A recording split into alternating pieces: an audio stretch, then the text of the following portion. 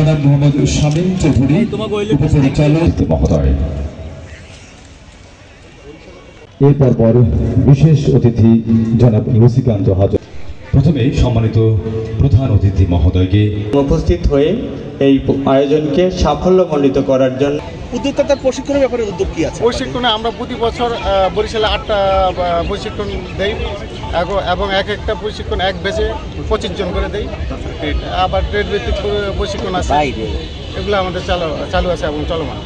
উদ্যোক্তা ধরে যাচ্ছে অনুষ্ঠানে, এটা আপনারা একটু খেয়াল করবেন যে উদ্যোক্তা ধরে যাচ্ছে ঋণের কারণে, না ঋণ পাচ্ছে না। যে অরিজিনাল এন্টারপ্রেনার সে কখনো ঝরে যায় না, এন্টারপ্রেনার সার্ভাইভ করে।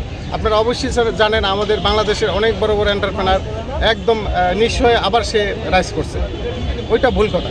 উদ্যোক্তা কখনো ঝরে যায় না, উদ্যোক্তা সার্ভাইভ করে। আয়োজন করতে গেলে আসলে সবার চাওয়া পূরণ করা যায় না, এই জন্য আমরা আমাদের জায়গা থেকে